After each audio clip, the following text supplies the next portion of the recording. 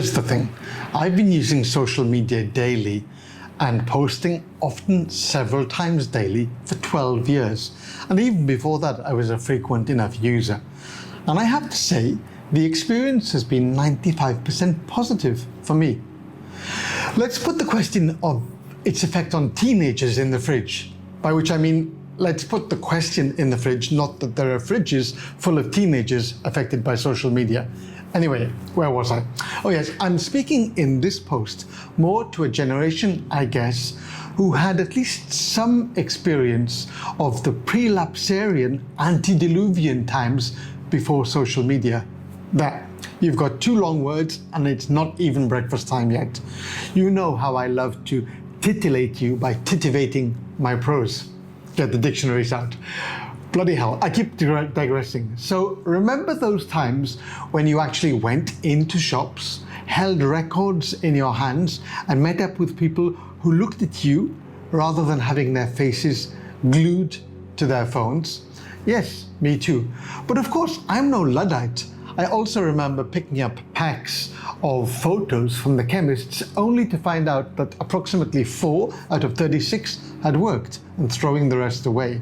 Spending lots of money on CDs which I listened to every day for a month and never again. But those have nothing to do with social media, I hear you cry. Yes, I'm coming to that. Because the biggest drawback of those pre-modern times was that I lost touch with so many people who I loved, but not quite enough to send letters off to them, lavender scented or otherwise. Students, colleagues, even lovers all fell by the wayside, as short of sending them 4 pages of neatly handwritten text, there was no way to keep in touch. So imagine my joy at the fact that social media has brought me back into touch with family members, friends of yore, and even people with whom I wasn't that friendly the first time round, but am now. Not to mention a global family of colleagues from my erstwhile days as a translator. Virtual it may be, but I really appreciate the way it's worked out and thank the algorithmic gods for creating this extensive web across the globe.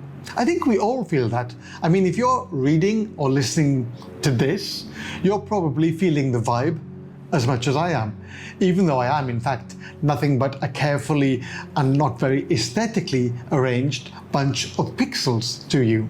So what are the downsides? Well, the two obvious ones are the whole envy culture and the trolling.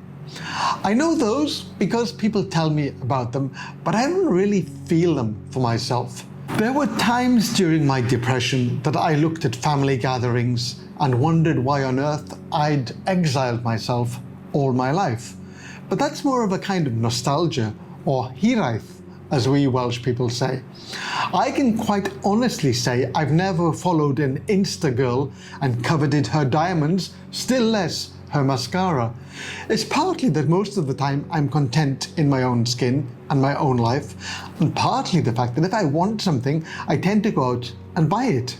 As for the trolling and the abundance, apparently, of hate, well, there's an easy solution to that too.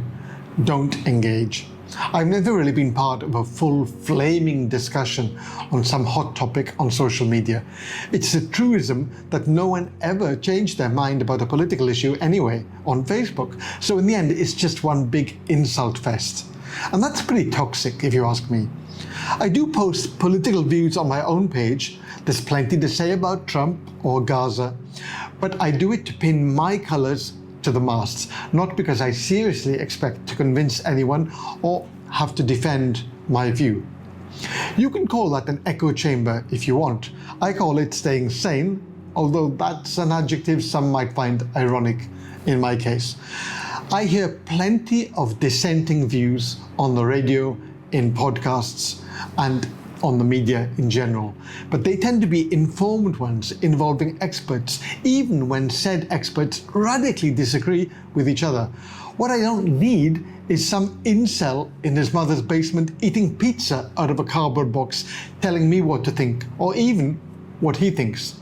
Life's too short. So where does that leave us at 700 days to live? Well, Let's make the very best use of social media to question, learn, understand, and so much more without trolling. If we're all growing and improving along the way, then the number of hours you choose to spend doesn't really matter until it becomes too much for you personally. This thing is a tool and a powerful one, and one it's difficult to ignore. But it can also work wonders if we choose to do it. I've always been the worst customer for credit card companies simply because I pay off all my expenditure in full. So I use them, but they get little out of me other than the commissions they get to charge shopkeepers.